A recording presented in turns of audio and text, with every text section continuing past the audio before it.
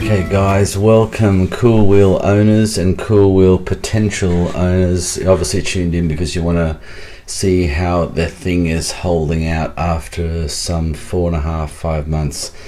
Look, so far so good, that's all I can say. No problems, nothing of any issue. I will say I've heard a lot of reports online about people having problems with disconnection issues, people having problems with wheels blowing and wearing out and motors going. I've heard stories about, what else was there, overheating or something, disconnection issues on the battery. Look, this is the D3M, the second version, and if you've bought a KooWheel skateboard probably in the last 6 to 8 months from the date of this YouTube vlog, you will have the D3M. So that will be the one you've got, which is the current version. There's no antenna coming out the back here. There's the antenna's in the deck, machined under the grip tape. There's no connection issues. There's an upgraded chip on the controller. So yeah, there's just nothing to worry about. I'll take you downstairs and I'll show you a couple of quick hacks you got to do with in terms of the battery pack, padding it, and also to check the nuts and bolts don't move. There's another little hack. So let's go downstairs and I'll quickly take you through that. Hey guys, just updating you with the KooWheel.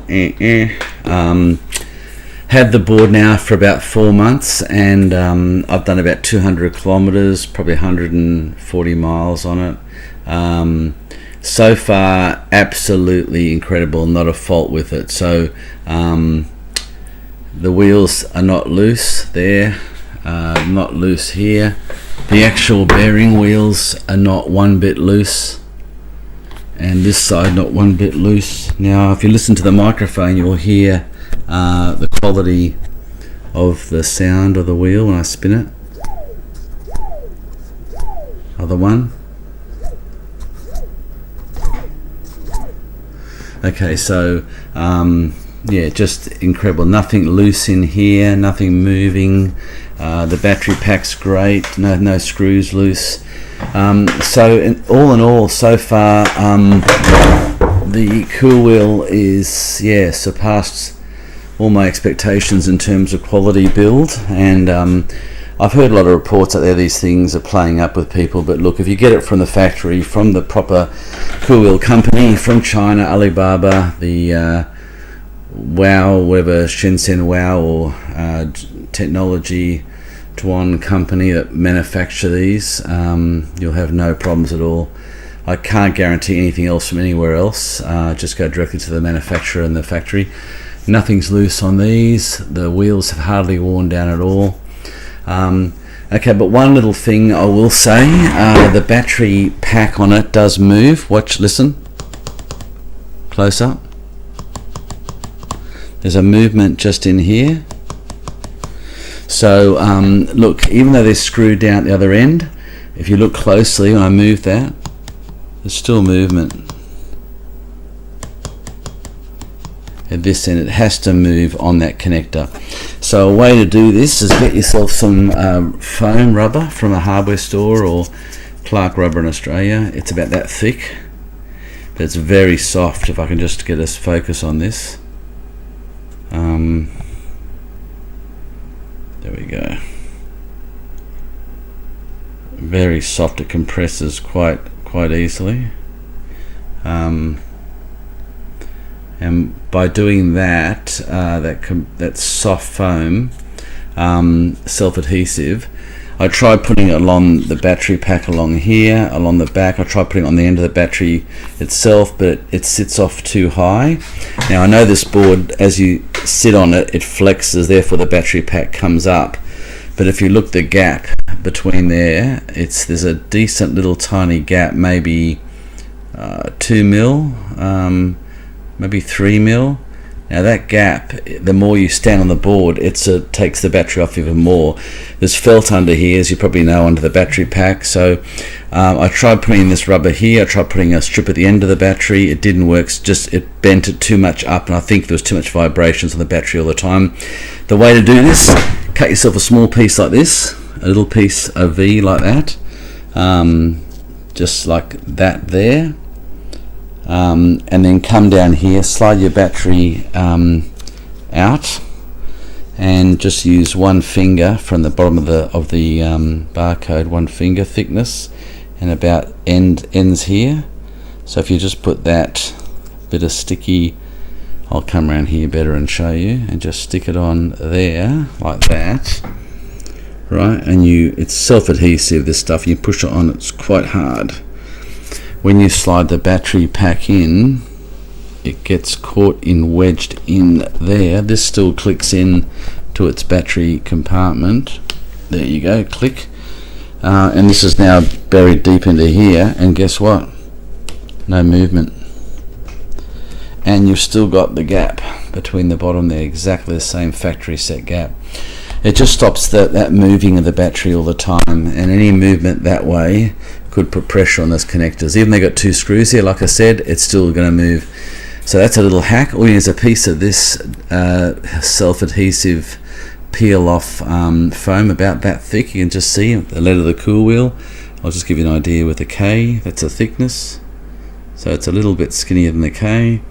And yeah, just put a little wedge in there. As you can see, it's just sitting nicely in there. I can get it better than that, more deeper in. That's because this is rubber on the end. You want to get it in on the bracket part, but that will stop that from moving, and that could be one of the issues we're having with the battery moving a connector. But that's all you need to do to it, really. The bearings, as you can see, are the high quality rubber bearings. They're red. If I can just get a side-on angle of this, if I can lift it up. And they're really good bearings. Okay, so these bearings are grease filled, I'm pretty sure, rubber seal grease fill, which means they're waterproof, dust proof, whatever. You don't have to change the bearings on these KooWheels. They're good enough. They really are.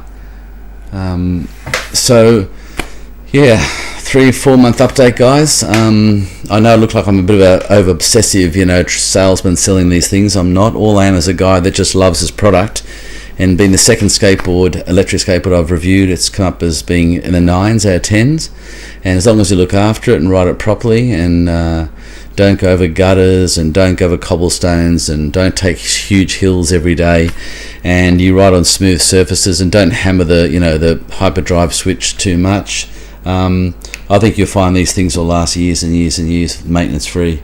They're certainly my go-to reliable electric skateboard at the moment. I'm reviewing the Onan, as you guys know, and probably hanging out on my review coming. It's on its way. But yeah, rubber on the side there, stop that movement.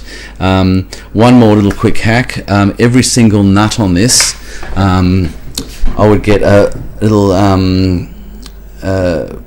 white marker pen from a hardware store, like a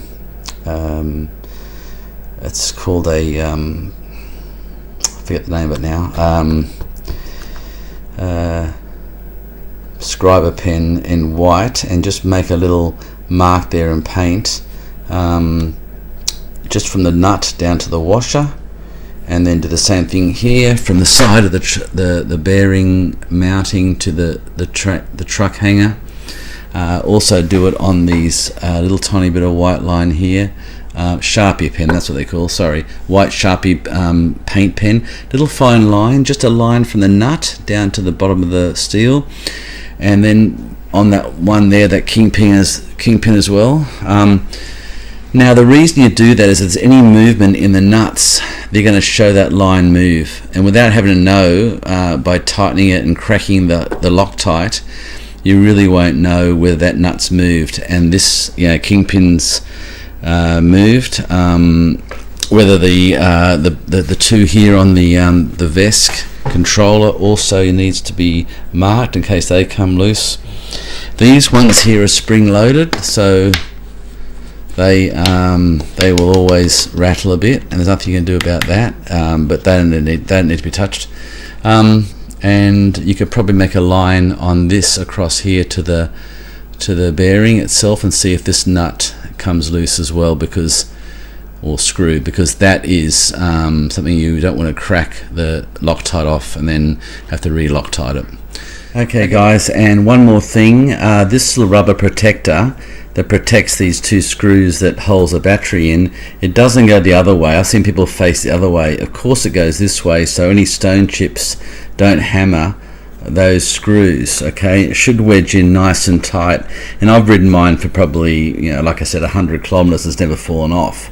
But a little another little point, a little hack, is get a piece of this foam, cut a piece about that wide, like that, and then just place that double-sided tape which comes with it across that there. I'll cut it to trim properly, but that being stuck on there after the event will keep this from coming off and you're losing this.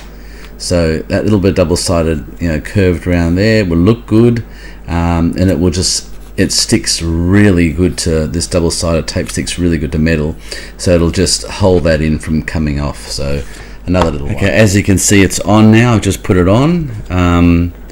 It just sits there beautifully. There's no way that's going to come off. There's no way. To get this off, you've really got to peel that like that. It's quite tough. That was the best hack for this particular problem. I thought of putting Velcro on it and a touch of silicone on both sides, but this is a beautiful idea because you just peel this off and you can reuse it. It goes back down again. As you can see, it goes back down. See? So you can just reuse that each time you take this off to change the battery for whatever reason you want to change the battery, which only would be to travel or put another battery in, really. But that can stay on permanently if that's the case. There you go.